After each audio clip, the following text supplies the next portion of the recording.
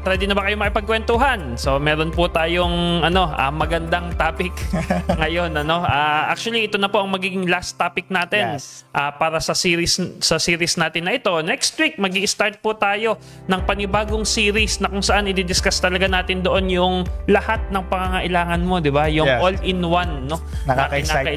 Oo, ako rin excited na rin ako diyan kasi marami talagang matutulungan ito. Tama. Okay.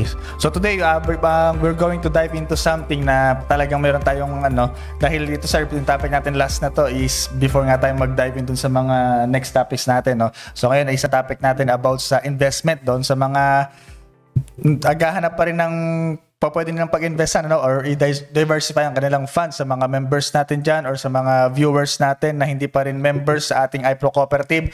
Mag-join na rin muna kayo. Oo. Ayan. So ayan, co-op versus bank na investment ang ating topic today. So, syempre po, pinaka-importante, na ma-enjoy nyo po at gawin natin tong parang kwentuhan lang din talaga, no? Yes. So, kung kayo po ay merong mga comments and mga reactions dyan, pakipost lang po sa ating comment section below. Katulad po ng sinabi ni Ma'am RV Suarez, Valeria, game na, sabi niya. Okay, yeah, sige po, ma'am. Okay, so sige po, simulan na po natin ito. Okay, so yan. So, syempre, bago tayo sa mga medyo malalim na topics about dito sa ating investment ng co-op versus bank. So, para sa mga new viewers natin or mga merong kailangan pang magkaroon ng idea, sir, kung anong co-op and bank. So, first, define muna natin kung anong cooperative. Okay. So, sabi dito sa ating ay ang cooperative ay isang member-driven organization kung saan ang mga miyembro ang may control at benepisyo mula sa kita ng cooperative. Kung ikaw ay isang miyembro, ikaw ay may karapatan at sa mga dividends, loans at iba pang benepisyo. Okay. So basically, yun naman po yung meron tayo dito, makikita natin ang mga kooperatiba doon sa mga mas madalas sa mga rural areas po ito ang mga cooperative. So and katulad dito sa atin sa Region 3 and dito sa Cabanatuan, Nueva Ecija, mas marami po dito mga agri na mga cooperatives na kung saan syempre yung mga magsasaka natin, sino-sino ba naman ang magtutulungan, lalo po yung nangyari nung nakaraang araw nung nagkaroon ng bagyo, di ba? Oo nga, sir, no? May part po doon sa lugar namin sa Bungabon na talagang mga nasira yung mga mga punla, mga tanim din So kaya kinakailangan ng mga kooperatiba para nang sa ganon sa kooperatiba kasi marami kang benepisyo na po pwedeng makuha and marami ring tulong mula sa government na binibigay sa mga cooperative. Kaya nga sabi diyan, it is member-driven organization. Kasi syempre kayo-kayo ang nagpapatakbo. Ano ang pinakamaganda para sa atin? Ano ang pinakamaganda sa samahan natin? Yun ang gawin natin. Ano ang kinakailangan ng mas nakararami para nang sa ganun ay mapalabong nila yung kanilang mga negosyo or makabili sila ng mga kinakailangan nila. Kunyari, mga farmers, di ba?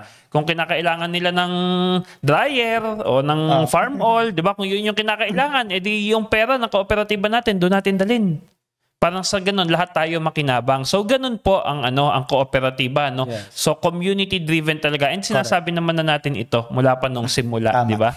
So, syempre, ang tawag nga po natin sa inyo ay kamay-ari. So, kapag sinabi mong kamay-ari, parang co-owner ka. So, kung co-owner ka, syempre, dapat meron kang benepisyo sa dividendo, doon sa mga produkto ng kooperatiba, katulad po ng bagong produkto natin, meron po kayong pwede po kayong makinabang doon. So, discuss natin siya mamaya. Yes. Nakaka-excite yung sir, bagong product na yun.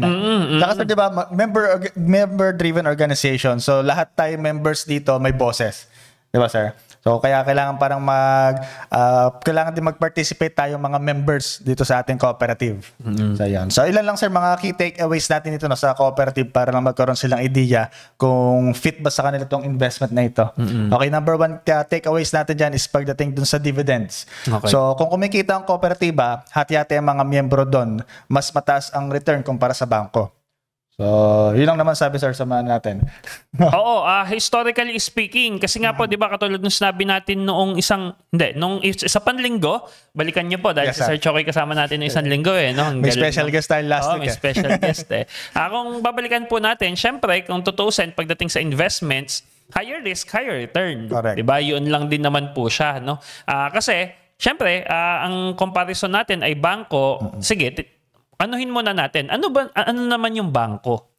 Sige, doon po muna tayo. Ano naman yung bangko? Bakit mas malaki ang kita sa kooperatiba kaysa sa bangko? So ano sir ang bangko? Okay, so ang bangko, sige, bago tayo magpunta na sa ibang key takeaways natin. So define muna natin kung ano yung banks para magkaroon lang din ng clear sa lahat sa atin. Okay. So ang bangko naman ay ito ay isang commercial na negosyo na kumikita para sa mga shareholders.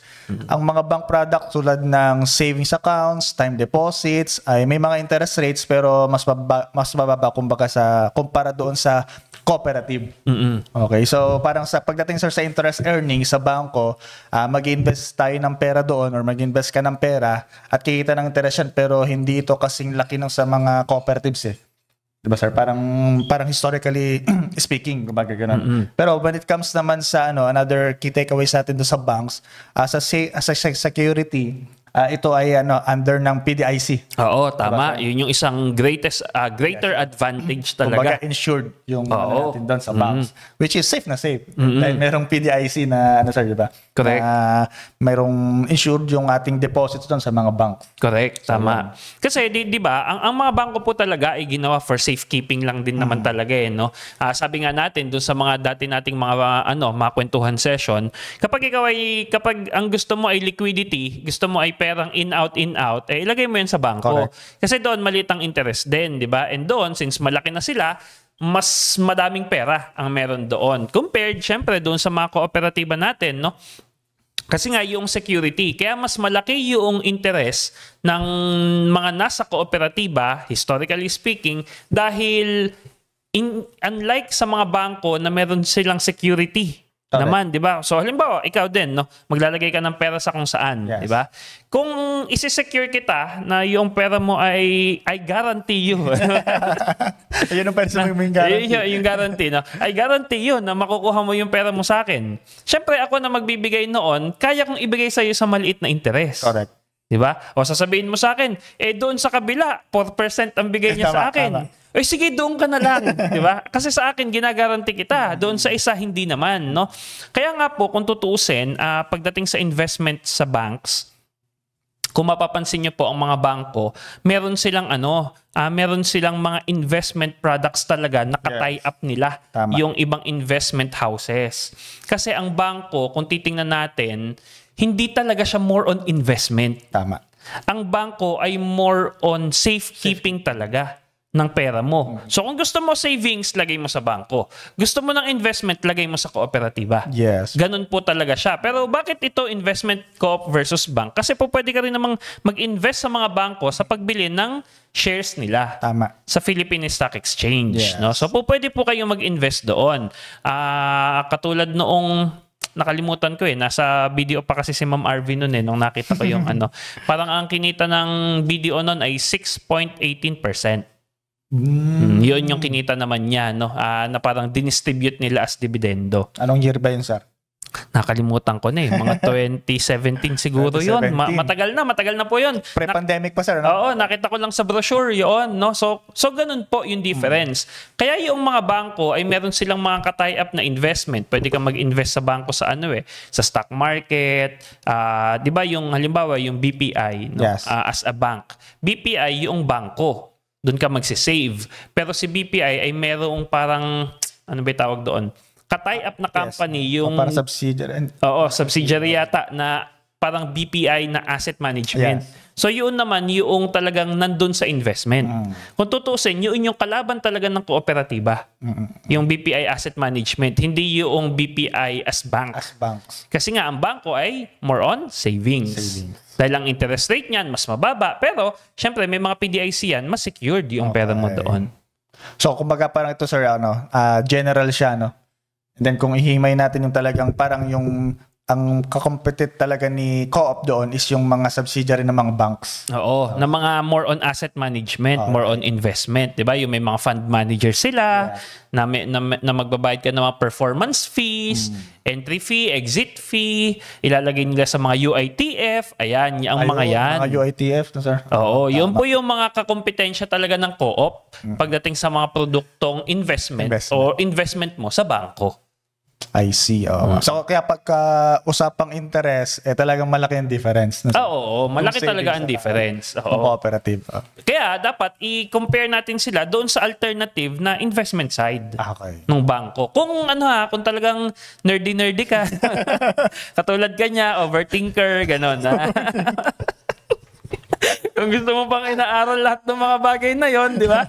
And gusto mo tingnan talaga lahat, so yun po yung competitor talaga. Kung gusto mong too detailed. Oo, kung gusto mo detalyado, no? Katulad ni, Gian. Hindi ka satisfy. Kung hindi ka satisfied, di ba? Hindi enough yung datang nasa market sa'yo. So yun po ang competitor talaga ng co-op, no? Okay, so magandang insights. Tama, hindi siya directly doon sa bank itself, kundi doon sa mga other products na ino-offer ng mga banks na kompetensya ng cooperative. Which both, sir, may mga pros and cons or advantage and disadvantage. Tama. Pareho. Kasi syempre, halimbawa, bangko.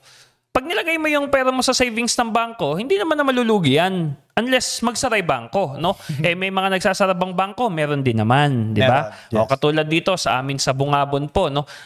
Nagsara yung Kabanatuan Rural Bank yata yun. Na 2018? 2017. Basta yung bangko namin doon, no? So, may nagsasara din namang bangko, no? Pero ang tanong, may nagsasara rin bang kooperatiba? Ay, opo. Meron. Marami rin, no? So, ganun lang naman yan eh. Siyempre, pagdating nga sa investment, lahat yan may risk, di ba? Wala namang investment na walang risk. So, siyempre, kaya lahat ng nilalagay natin na pera dyan, siyempre, naka-risk yan. Kahit saan naman eh, di ba? Huwag mong ilagay sa bangko, may risk din. Bababa yung purchasing power, may inflation, di ba? So, ganun lang talaga. That's life, di ba? Buhay ay parang hindi mawawala ang risk. Diba, so, parang napag-usapan natin last time, pag gising mo nga lang, may risk na yun. Tama. Dilat ng mata, di ba? Dilat ng mata. O kahit natutulog. Oo, di ba? Di ba? Tama naman. Si Sir MJ, di ba? Umihilang, di ba? Nawalan ng malay. Hello, Sir MJ. May risk. So, ayun po. So, yun, sir, magandang insights. Then, sabi naman, ang next question naman natin dyan is, bakit magandang mag-invest sa kooperatiba? So meron tayong mga parang tatlong list dito ng takeaways natin yan. No? So number 1 is mas mataas na returns. So co-ops tends to provide higher returns compared to banks. So yun sir, pagdating sa savings because of dividends and patronage refunds. And kung gusto mo kung ikaw ay parang naghanap ka ng financial growth, mas makikinabang ka dito for sure. Kasi darang bukod sa interest rate, meron pang mga dividends and patronage refunds sir, diba? So pag-patronage dun sa mga products. Correct. Okay. And second takeaways natin dyan, bakit kailan ikaw mag-invest sa cooperative ay member benefits. Okay, ito sir, parang isa sa mga importante as member ng cooperative. No? Bilang member, may access tayo dun sa mga mababang loans, insurance, at health benefits tulad ng free health cards at life insurance. Tama. So, and then yung pangatlo nating takeaways dyan is syempre yung community and collaboration. Pera mo ay hindi lang para sa iyo, kundi sa mga community itself. Kumbaga papalagoy nun sa mga gagamitin sa mga different products ng isang cooperative and lahat ng members is makikinabang din doon. Tama. Pagdating sa mataas na return, syempre po, depende yan sa performance ng kooperatiba. Yes. No? Syempre, lahat naman ay depende sa performance. Di ba? Hindi lang kooperatiba, even banks. No? Nung nagkaroon ng pandemic, so medyo bumagal lahat ng negosyo. So mababa lahat ng returns. No? So walang ligtas doon kasi part nga yan ng risk. Pero kaya ka magme-member talaga sa co-op kasi parang may all-in-one tuloy sabihin ko. Pero may mga member benefits po talaga. Kasi nga, ang kooperatiba, di ba, as community, tatanungin doon sa community, ano ang mga kailangan natin? Kailangan natin ng burial, kailangan natin ng insurance, kailangan natin ng murang HMO, kailangan natin ng savings na product, kailangan natin ng ganito, kailangan natin ng ganon. Yun yung ini-implement ng kooperatiba. No? So, parang alam ko na yung sinasabi mo na yun, sir. Yung sa natin. Sige nga, sir, i-flash mo nga dyan yung ating... sige.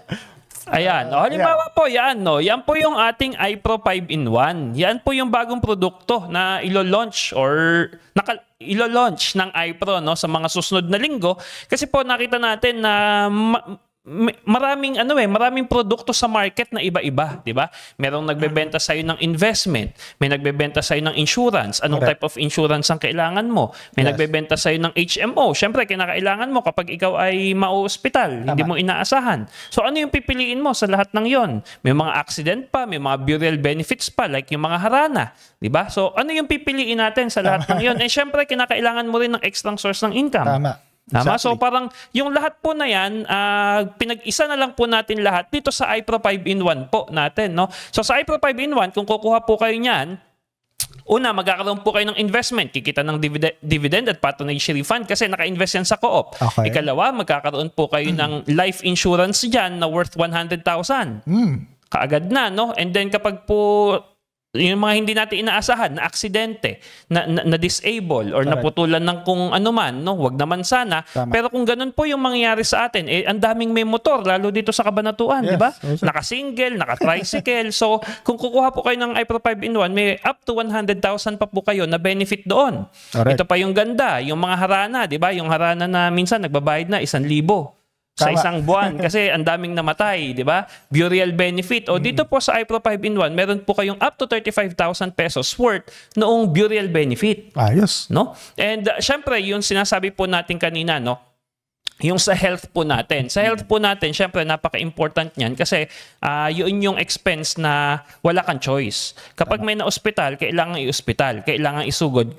Kung hindi, pwedeng mamatay, di ba? Regardless ng situation kasi yun. Regardless ng situation yun. No? So, dyan po sa iPro 5-in-1, meron po kayong cover dyan up to 60,000 pesos per illness per year. No? Na benefit po ninyo. And syempre, bilang kamay-ari, ito pong iPro 5-in-1, ay gagawin po natin itong public na produkto. So, kapag po meron kayo na-refer na kaibigan, kamag-anak na magbe-benefit sa lahat ng yan, tingin ko naman lahat ng tao kinakailangan yan. No?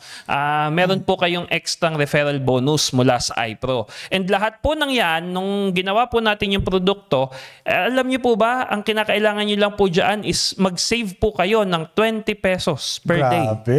Huwag ka na bumili ng corneto. Oo. Hindi mo na kinakailangan mag-isip. Anong life insurance yung kukuhanin ko? Micro insurance ba? Anong HMO? Sa lahat ng yon, ayan na po lahat. Yan na po yun. Nakapackage na po siya. Parang mag-a-avail ka na lang. No? Kaya pwede sir tumakatun to sa mga overthinker. Oo, katulad mo, di ba? Hindi mo na kailangan mag-isip. Ito na lahat. So, ayan po, no?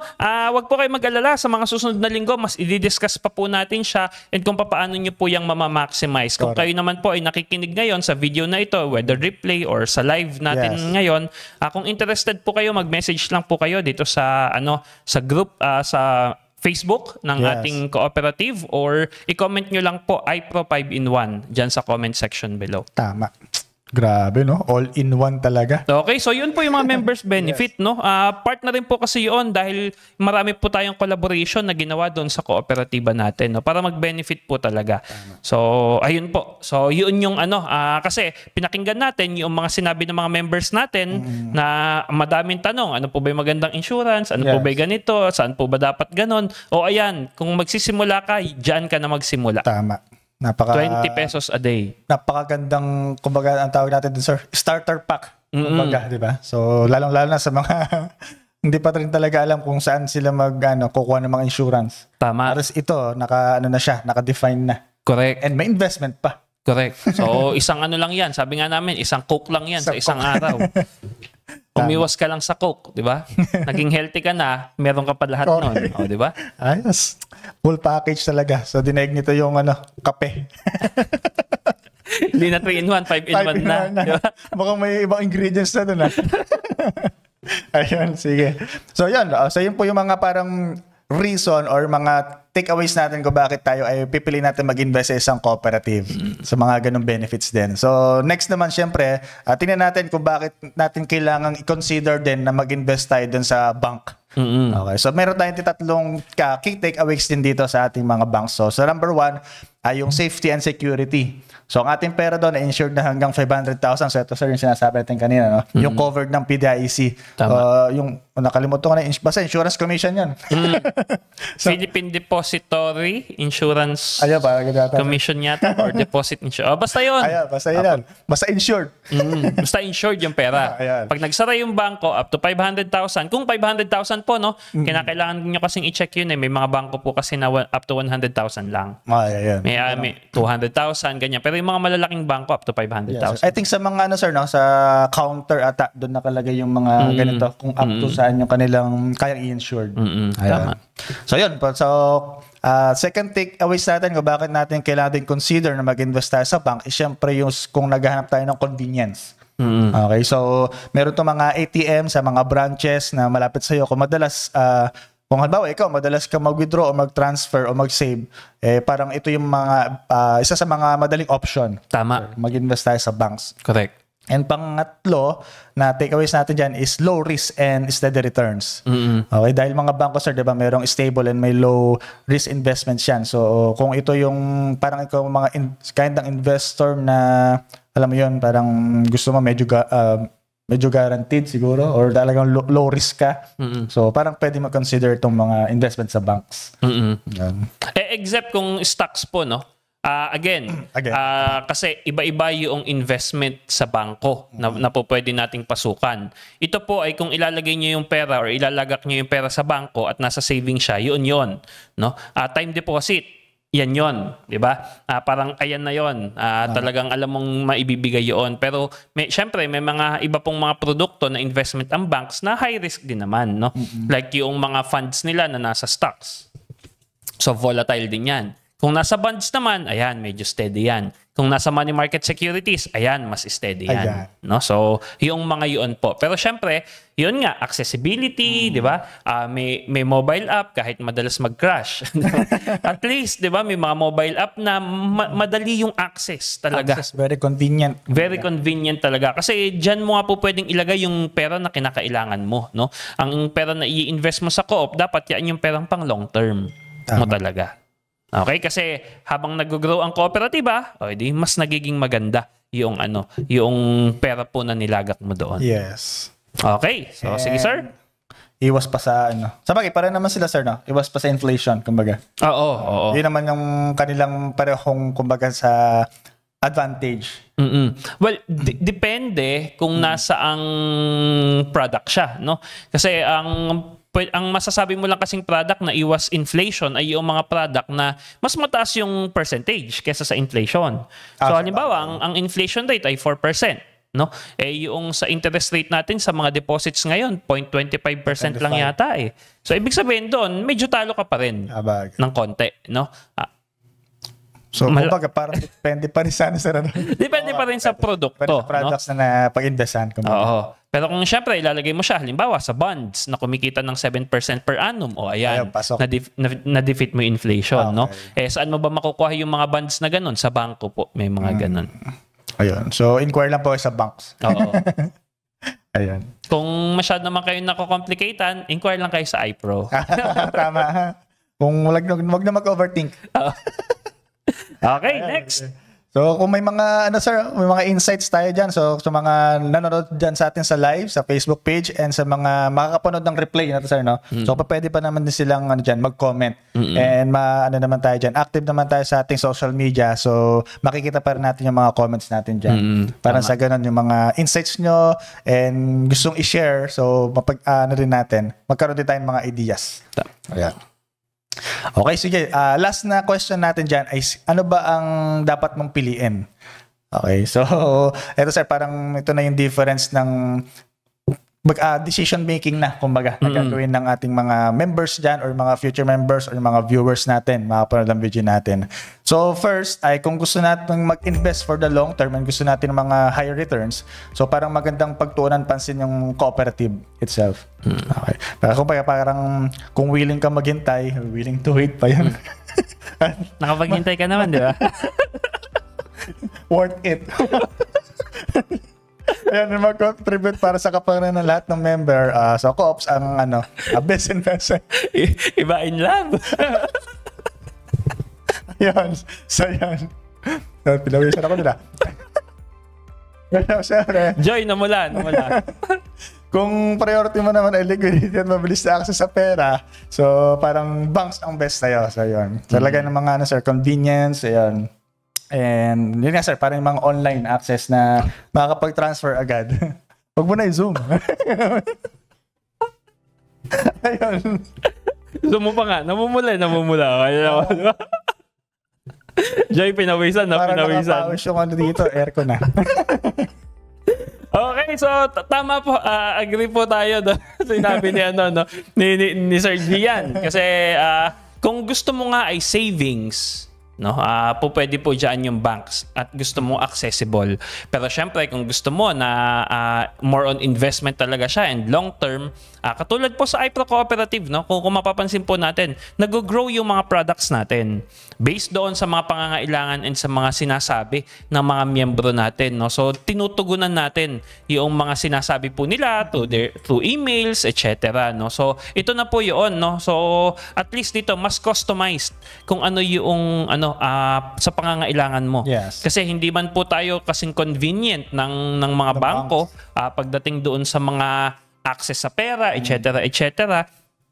Pero mas convenient naman po ito sa mga pangangailangan nyo po talaga, no? Kasi syempre kapag pumunta ka sa bangko, ikaw yung mag-iisip ng may insurance dito sa left side, 'di ba? Pero walang HMO. Pupunta ka pa sa ibang lugar pagdating sa HMO. Yung ino-offer nila dito ay more on investment, life insurance lang, and then mga riders, etc.